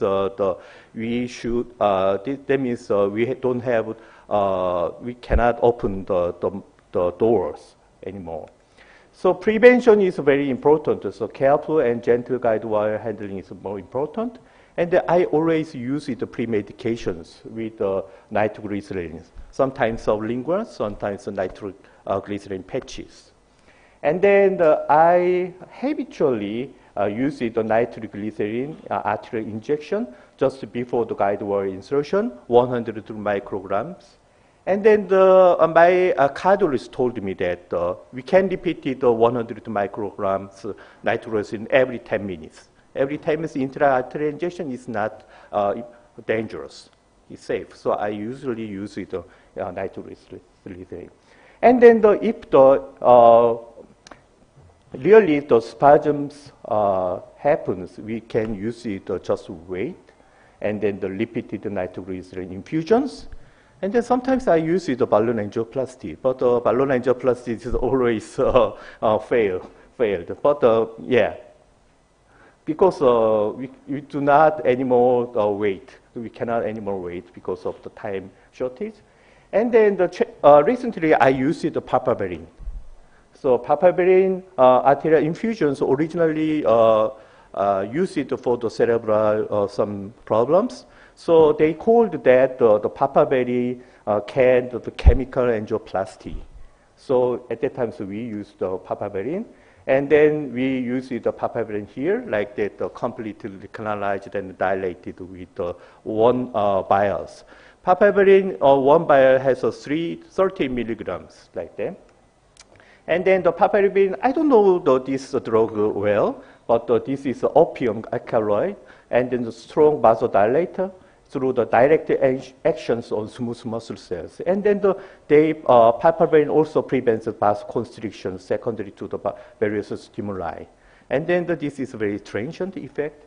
And then the complication only one is hypotension by the systemic uses. But we use it only intra-arterial. So this is a papaverine. So sometimes the papaverine is very useful to treat the arterial spasm. Actually, I used the papaverine originally in the UFA. If we have spasms in the UFA, so 100% with some experience of the technical failure. So like this, yeah. This is the spasms, yeah. And then after using the papaverine, so this spasm can be solved like this. So originally I used the papaverine in the UFA. And then another trouble scenario is vascular leg problems. Actually, this is not trouble. This is sometimes good sign for the drug adaptase. So vascular leg phenomenon is defined as a localized pulling of contrast media within the tumors. And then different from the tumor blush on the arterial face, you can easily differentiate it. And then the incidence is quite higher, about up to 26%. And then this is more frequently in large and encapsulated tumors. That is encapsulated tumors. That means this vascular leg phenomenon is associated with the better and local or overall responses. So this is a hypothesis, rapid blocking of the feeding circulations by microspheres, and then the increase in pressures inside the fragile tumors microvasculature, and then rupture of vessel, and then the blood leakage in the tumors. This is not tumors, just blood leakage. So we can manage it with a continuous injection of adaptase or additional blend embolization. This is a theory. The number is the pressure. So actually this tumor is pressure is low.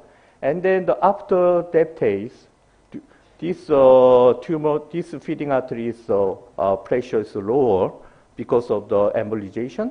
But this unembolized arteries increases the intravascular pressures. And then these high pressures may rupture. within the tumors. So that make cause the vascular phenomenon. So this is typical findings of the vascular phenomenon. This is quite different from the tumor blush. So we can use it more injection of the DEB, but the DEB is sometimes very expensive. So we can use it PVA like that, and then sometimes we can use it Lipiodol like that. So after the Lipiodol embolization combined, and then the complete necrosis can be obtained in these cases. So additional embolization, we can use it more expensive the DEB, and then the more more cheaper Lipiodol or PVA like that. And then the final one is the skin damage. So doxorubicin has a skin toxicity. So sometimes it is manifested from the just skin rash, but sometimes very, very big ulcers. There is no treatment. Some dermatologists recommend the steroid, but I think that it is not so effective. So prevention is very important. So we should avoid cutaneous branch embolization. Sometimes ice bag apply may constrict the cutaneous branch, so we can use the ice bag apply. And then the extrahepatic collaterals with the cutaneous branches, including the internal thoracic arteries, and then the intercostal arteries, and then the middle hepatic artery, because the middle hepatic artery contains the hepatic falciform artery. So this is a result, examples. You can see the middle hepatic artery here, and then we use the deptase inside in the middle hepatic artery, and then finally, so we find some subcutaneous nodule. So this is deptase within the subcutaneous fat, and then some granulation tissue like that. And then sometimes we can use it intercostal artery extrahepatic collateral. At that time, so we use it carelessly the deptase, and then the result is a large flank ulceration. So we should use it. We should avoid the doxorubicins, basically the drug-eluting embolizations in these hepatic arteries. Cisplatin is not so dangerous. So sometimes we can use the cisplatin in these cases with the hepasphere. And then this inferior phrenic artery, omental artery, suprarenal artery, cystic artery, there is no cutaneous branches, so we can use it, the deptase in this case. So there are some trouble scenarios in deptase. As I mentioned about that, we can manage it or prevent it, these troubles, some with some knowledges and some experiences like that. Thank you for attention. Yeah, thank you, Dr. Chu. So do we have any question from floor? Yeah. So, okay, there's no questions, so thank you very much. So the session... Yeah, first session closed. In the interest of time, we will have a short break, 10 minutes. Sorry about that.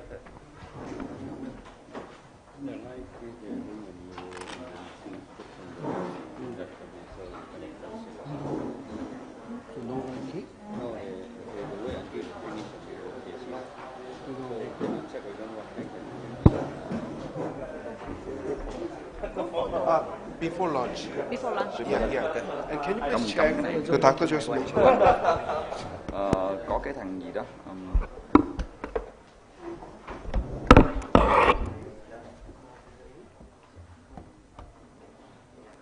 Cái này HDMI đúng không? HDMI có không?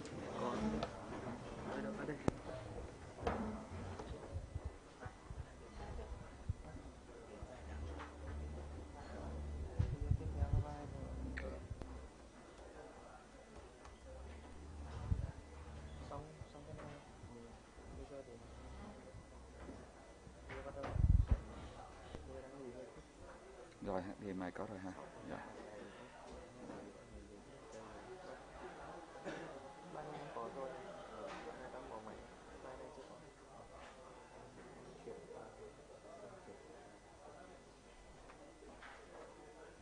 Anh có thể zoom cái vào Ha. để Có anh có câu.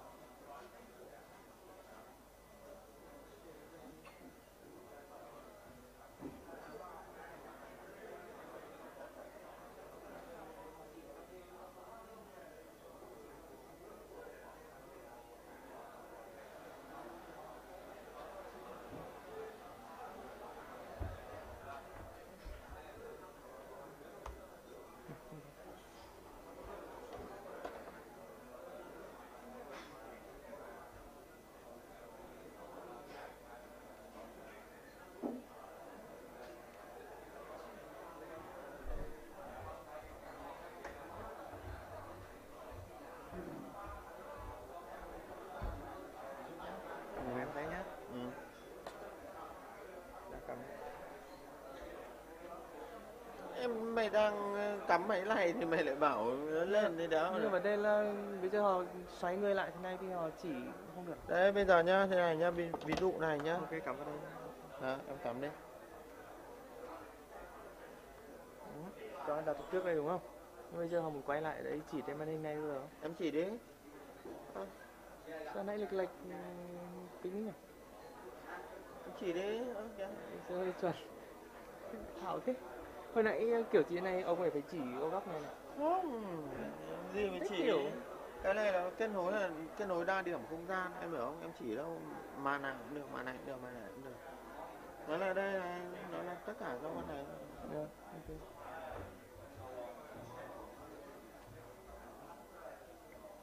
Em chỉ một phát ra màn. Ok.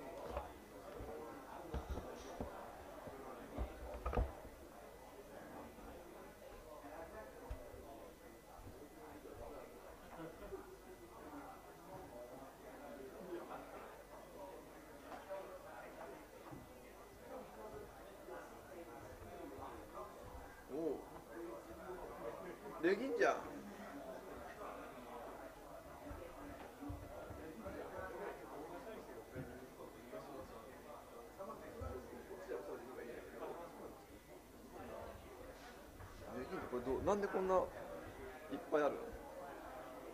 あ、これがボストンだよ。なんだ、できんじゃん。じゃあ俺もやってもらおう。この昨日持ち込めないっていうから頑張ったんで。昨日はパソコンを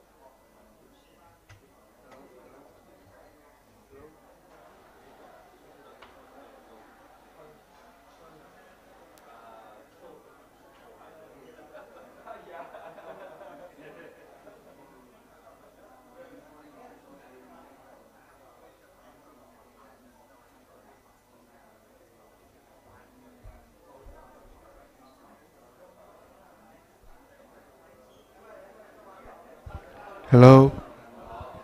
Let's please start again.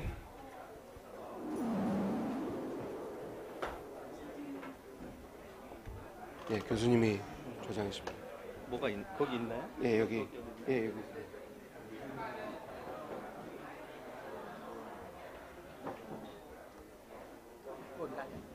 Rồi, được rồi.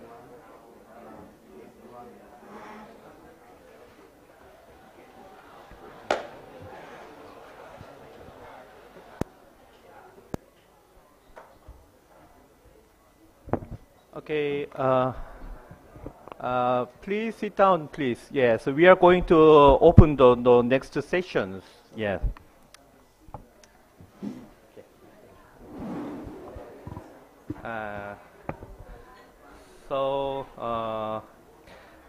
Next sessions started with the title, How Do I Do Tandem TACE, presented by the Dr. Luan.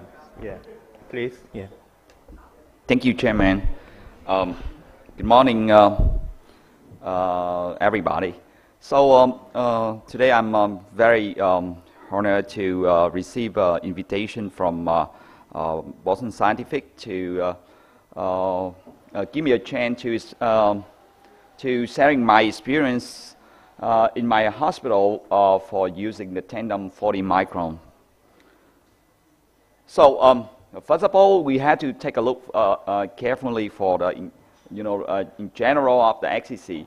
And as you know, XCC is the second place of mortality following the global cancer statistics 2018. It's a high mortality because of the late diagnostics, also for comorbidity, like a liver function, because it normally is combined with, cirrhotic liver. And because of high mortality and very, not very few kinds of, treatment can, cure. So that is why the multiple disciplinary approaching is one of the choice, like surgery, RFA microwave, transplantation, CT, DEPTase, sorafenib, HACE, and a lot of things related to the treatment for XCC. But even with, there are many trying to, help for the patient, but overall survival is still very low. About only 31% of the patient still living for 5 years. But for those kinds of, the patient live for 5 years, normally diagnosed at early stage. But for intermediate XCC, it's only 11% for 5 year living. So immediate XCC is more thin and means overall survival is less than 30 months. So in history, 1974, Dalton et al. Reported embolization for managing XCC by, through the hepatic artery access. So at the same time, some Japanese authors reported certainly the managing XCC by so-called ptosis in 70 cases. From 2006, DCB, that means drug-eluting bits, transarterial chemotherapy has been widely used from then on. So in my hospital, we started to treat for XCC from 2011. We are quite young. And the first case we used in this was 2013, and Tandem was used 2 years later.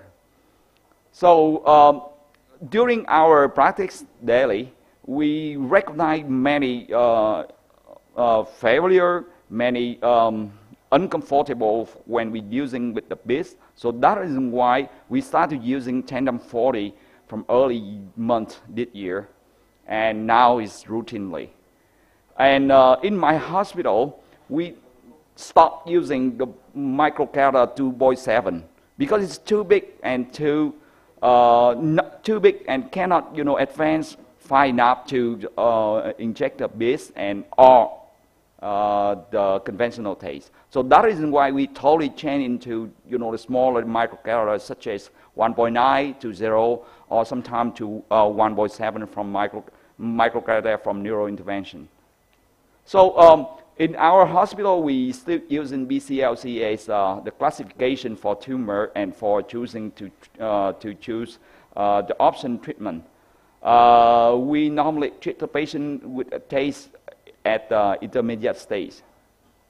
So in the published paper, at the first time in October 2011, we can see the precision randomized trial. That's the support very good for the depth phase. And in their conclusion, the result is favor for depth phase rather than the conventional phase. And at that moment, it's like booming for using the depth phase. Our hospital is the same. We choose a depth phase because we think that it's a good result, and help the patient have less symptomatic post embolization. So, but in 2014, 3 years later, another randomized control trial for depth phase from the Precision Italia study group is not favored. They conclude that the depth phase is not superior rather than conventional phases when they review a lot of randomized control. But they have something to think about, that is unless they need to prove that even depth phase cannot like superior than C phase, but for some point depth phase is still useful and help for the patient's symptoms post embolization. But 1 year later, another trial, they are not favored. They have negative thinking about the depth phase. Compared to the C phase, they just think that the depth phase has equal result as the C phase, but in this one they have some negative point because they think that they use the bit is very very big, like 100 to 300 micron. That's the much that make them thinking that it's not it's related to the size of the bit rather than to the procedure itself.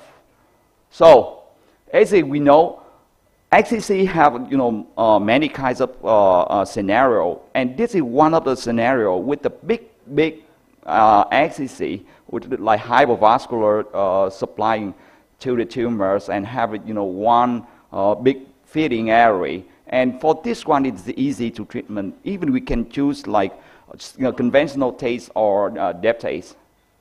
But for example, like this one, in our hospital for big tumor like this, we normally combine for conventional TACE and depth TACE.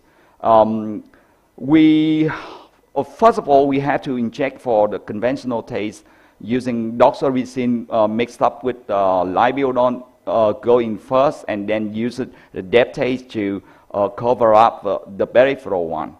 And this is how we super select the feeding tumors, and then inject partially mixture libiodon and doxorubicin, and then cover up by depth TACE. And this is how it looks like.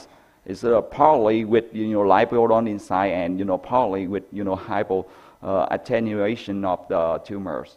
But how can we? What if we do if we see multiple lesions like that? In my practice daily, for those kinds of this one, we cannot put the microcatheter inside a proper hepatic area and then injection like conventional TACE. We have to super selective. So we choose, as we know that the blood vessels has many kinds of degraded diameter. From arterial, it's diameter about like 30 micron, and for capillary about 0.5 micron. That's always smaller, much smaller when we use the depth size like 100 to 300 micron. So it's make a big difference and not good result because it's normally clogging up in like a big area. It's not go deep inside the tumor. So that reason why we recognize that as Professor Hong Chun pointed out that when we use big site, there are a couple of things related to it, like a proximal occlusion before reaching out the tumors. It's make the tumor is not affected by using the conventional deptase. And sometimes it's destroying normal plants if trying to push harder because it's clog up. Proximal one is going to go up to the collateral and sometimes rupture intratumoral vessel. As Professor Chung say that the vascular leak phenomenon. We've seen a lot of things related to it. So what is our choice? Nowadays, we never use a 300 micron bits, never. So we just down the size of the bits. We normally use the M1 from 75 to 100 from decibels, or the smallest one from Hemisphere, 300 to 60. And nowadays, we have a 40 micromet from Tandem.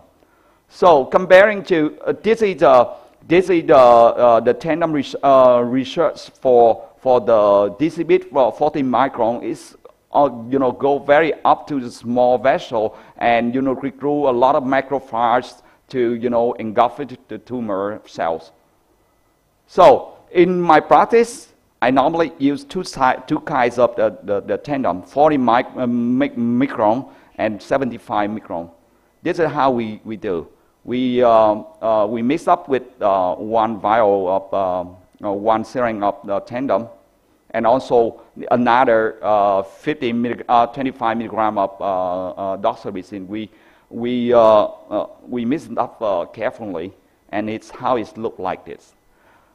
We normally mix the drugs the day before we treat the patient. So the most of the drugs is very maximized in the base. So, but comparing to the liberon mixtures is very good because it can make